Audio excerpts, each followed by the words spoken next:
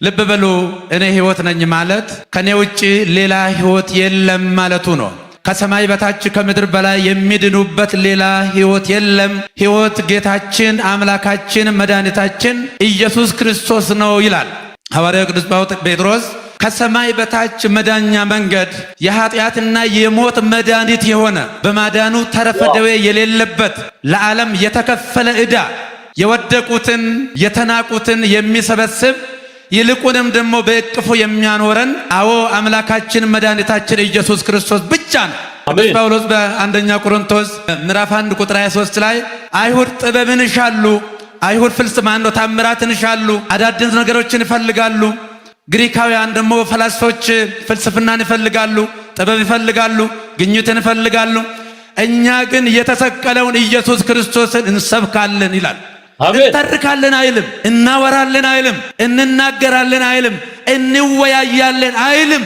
እንሰብካለን ማለት ምን ማለት ነው? ገድለ ቅዱሳን ይነገራል ይተረካል እንጂ አይሰበክም። ድርሳን ይነገራል ይተረካል እንጂ አይሰበክም።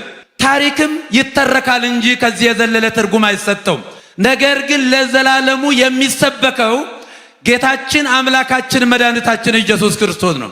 እኛ የተሰቀለውን የቤተ ክርስቲያን ሕይወት ቤተ ክርስቲያንን በደሙ በቁስሉ በሞቱ ሕይወት የሰጣት ያቆማት ጌታችን አምላካችን መድኃኒታችን ኢየሱስ ክርስቶስ አዎ የሁላችንም ሕይወት ነው፣ የዓለም ሕይወት ነው።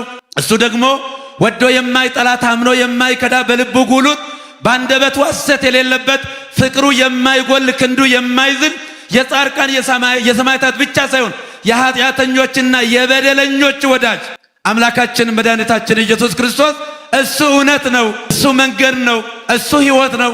ስለዚህ ለዘላለሙ በምድርም የምንሰብከው የምንመሰክረው በሰማይም በምስጋና የምንቀጥለው ታላቁ የ2000 ዘመን ትኩስ ርዕሰ ዜና የሆነው አምላካችን መድኃኒታችን ኢየሱስ ክርስቶስ ለዚህ ታላቅ አገልግሎት ስለጠራችሁ ደስ ይበላችሁ። እግዚአብሔር አንድያ ልጁን ተቀዳሚ ተከታይ የሌለው ልጁን እስከ መስጠቱ ደርሶ ዓለምን እንዲሁ በነፃ ወዶታል ይላል። ዓለምን እንዲሁ በልጁ የሚያምን የዘላለም ሕይወት እንዲኖረው እንጂ እንዳይጠፋ። አዎ ልክ እዚህ ላይ እንደምናየው ዮሐንስ 3:16 ጀምሮ በወልድ የሚያምን በእግዚአብሔር ልጅ የሚያምን የዘላለም ሕይወት አለው፣ የማያምን ግን አሁን ተፈርዶበታል ይላል። እንዴት ደስ ይላል! ሃሌሉያ! ክብር ለእግዚአብሔር ይሁን። እግዚአብሔር እድሜና ጸጋ ይስጦት። በእውነት መባረክ ነው ይሄ፣ መታደል ነው ይሄ። በቃ እንደዚህ ነው በቃ ህዝብ መስማት ያለበት እንደዚህ አይነቱን ጽድት ንጽት ያለ የወንጌል እውነት ነው ህዝብ መስማት ያለበት። ለምን ወጣ ታዲያ ህዝቡ? ምን ፍለጋ ወጣ? እንደዚህ እንዲነገር ነው የሚፈልገው። ይሄ እውነት እንዲነገረው ነው የሚፈልገው ህዝቡ። ዲያብሎስ ክርስቶስን ፈተነው ሲባል እንዴት ክርስቶስን እንዴት ደፍሮ ሊፈትነው ይችላል ብላችሁ አስባችሁ አታውቁ? እናስባለን። ሰይጣን መስቀል ይፈራል አይፈራም? ይፈራል አይደል? ጠበል ይፈራል አይፈራም? ክርስቶስንስ አይፈራም? ይፈራል አይፈራም? መስቀልን የሚፈራው ማን ተሰቅሎበታል ብሎ ነው? ክርስቶስ አይደለም? ጠበልን የሚፈራው ማን ባርኮታል ብሎ ነው? ታዲያ ክርስቶስን እንዴት ቀርቦ አናገረው?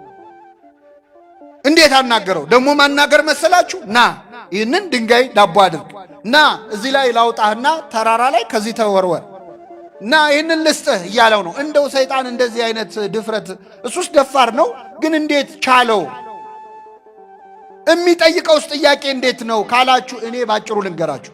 ሰይጣን ክርስቶስን ሲፈትነው ክርስቶስ የእግዚአብሔር ልጅ መሆኑን አላወቀም።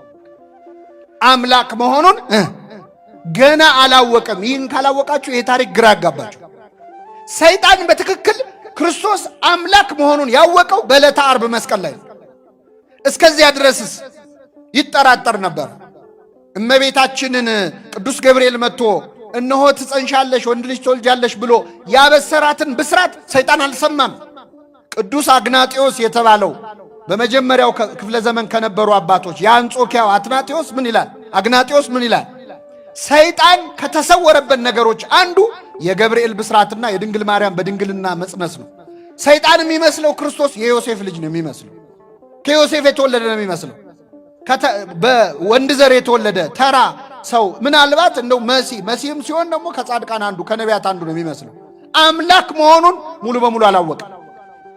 መጠራጠር ግን ጀምሮ ነበረ። መቼ መሰላቸው የተጠራጠረው? ክርስቶስ በዮርዳኖስ ወንዝ ላይ ሲጠመቅ ድምፅ ከሰማይ መጣ። የምወደው ልጄ ይህ ነው። ልጄ የሚል ድምፅ ሰማ። የእግዚአብሔር ልጅ የሚል ቃል ሰማ። የእግዚአብሔር ልጅ የሚለው ቃል ሁለት ትርጉም አለው። አንደኛ እኛ ሁላችን የማን ልጆች ነን? እንደዚህ አይነት ትርጉም አለው። ስለዚህ የእግዚአብሔር ልጆች እንባላል። የእግዚአብሔር ልጅ ተብሎ ግን በነጠላው ከተነገረ ክርስቶስ ነው፣ ወልድ ነው። ወልደ እግዚአብሔር ማለት ምን ማለት መሰላችሁ? የእግዚአብሔር ልጅ ማለት እግዚአብሔር ማለት ነው። የሰው ልጅ ሰው ነው፣ የእንስሳም ልጅ የእግዚአብሔር ልጅ እግዚአብሔር ነው፣ የባህሪ ልጁ ማለት ነው። ስለዚህ ሁለት ትርጉም አለው እና የእግዚአብሔር ልጅ ወይም እግዚአብሔር አብ ሲናገር ሰማ። የምወደው ልጄ ይህ ነው ሲባል ሲሰማ እንዴ የእግዚአብሔር ልጅ ነው እንዴ ብሎ ተጠራጠረ። ግን ምን ለማለት ነው የእግዚአብሔር ልጅ የተባለው? እንደ ሁሉም እስራኤላዊ ወልደ ዘበኩር የበኩር ልጅ እንደተባሉ እስራኤላውያን ነው የእግዚአብሔር ልጅ የተባለው ክርስቶስ ወይስ የእግዚአብሔር የባህሪ ልጅ ነው? የማይደረግም። እስቲ ለማንኛውም አለና መጠራጠር ጀመረ። ክርስቶስ ሲጠመቅ 40 ቀን 40 ሌሊት ከጾመ በኋላ ሰይጣን ሊፈትነው መጣ። ሊፈትነው ሲመጣ የመጀመሪያዋ ጥያቄ ምንድነች? አሁን አስብያችኋለሁ። የማን ልጅ ከሆንክ አይሰማም። አያችሁ፣ ጨንቆታል ማለት ነው ሰይጣን። የእግዚአብሔር ልጅ ነው አይደለም የምትለዋ ነገር ከንክነዋለች። እንዳገኘው የመጀመሪያው ጥያቄ የማን ልጅ ከሆንክ ነው። ከሆንክ የሚለው ቃል ምን ያሳያል? ከሆንክ ማለት ምን ማለት ነው? መጠራት ነህ ወይስ አይደለህም? የእግዚአብሔር ልጅ ከሆንክ እነዚህን ድንጋዮች ዳቦ አድርጋል። ክርስቶስ ክብር ምስጋና ይድረሰው። የሚገርማችሁ የእግዚአብሔር ልጅ ነኝ አላለው፣ አይደለሁምም አላለው። ሌላ መልስ ተሰጠ። ሰይጣን ተረበሸ። 3 ዓመት ሙሉ ነው የተሰቃየው። በነገራችን የእግዚአብሔር ልጅ ሆይ የእስራኤል ቅዱሱ ልታጠፋን መጣህን ይላሉ አጋንንት። ክርስቶስ ሲመጣ ሲያዩ የእግዚአብሔር ልጅ ሆይ ማን እንደሆን ካውቀናል ይላሉ። አላወቁም እኮ ነህ አይደለህም ነው። ተአምር ሲያደርግ ሲያዩት ይሄማ የእግዚአብሔር ልጅ ነው አምላክ መሆን አለበት ይላሉ። ሲርበው ሲጠማው እንቅልፍ ሲወስደው ሲያዩ አይሄማ ተራ ሰው ነው እንደው ጻድቅ ምናምን ነው እንጂ የእግዚአብሔር ልጅማ አይደለም ይላል። ሰይጣን 3 ዓመት ሙሉ ተምታታበት። ይችን ጥያቄ እንደጠየቀ 3 ዓመት ሞላው። ክርስቶስ ሲሰቀልም መስቀል ላይ መጥቶ ሰይጣን በአይሁድ አድሮ ይችን ጥያቄ ሲጠይቅ ነበር። የእግዚአብሔር ልጅ ከሆንክ ከመስቀሉ ውረድ። የማን ልጅ ከሆንክ? እንደው 3 ዓመት ሙሉ ሰይጣንን ግራ አጋባው አምላካችን። 3 ዓመት ሙሉ ከመስቀሉ ውረዳል። ይህን ጊዜ ክርስቶስ መስቀል ላይ ምን አረገ? አምላኬ አምላኬ ነጽረኒ ወለምን ታደገኒ፣ አምላኬ አምላኬ ተመልከተኝ ለምን ተውከኝ ብሎ ጮኸ ክርስቶስ። አምላኬ አምላኬ ብሎ ሲጮህ ሲያየው አይ እኔ 3 ዓመት ሙሉ የእግዚአብሔር ልጅ ነው አምላክ ነው ብዬ ስጨነቅ ለካ ሩቅ ብሲ ነው ይኸው አምላኬ ብሎ እየተጣራ አይደል እንዴ ብሎ የሌሎች ሰዎችን ነፍስ መንጭቆ ሲኦል እንደሚጨምረው የክርስቶስን ነፍስ መንጭቆ ሲኦል ሊጨምር ወደ መስቀሉ ሲጠጋ ሰይጣን እዛው መስቀል ላይ ክርስቶስ በእሳት ዛንጅር በነፋስ አውታር ይላሉ አባቶቻችን በመለኮታዊ ኃይሉ እዛው መስቀል ላይ አስሮ ሰይጣንን አስጨንቆ በሲኦል ያሉ ነፍሳትን ነፃ ያወጣቸው አምላካችን።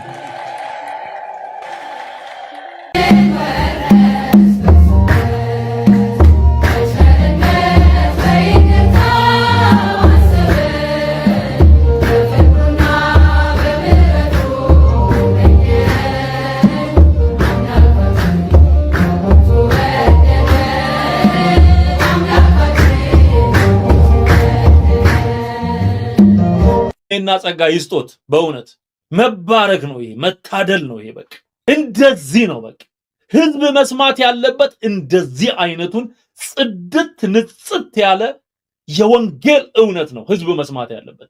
ለምን ወጣ ታዲያ ህዝቡ? ምን ፍለጋ ወጣ? እንደዚህ እንዲነገር ነው የሚፈልገው።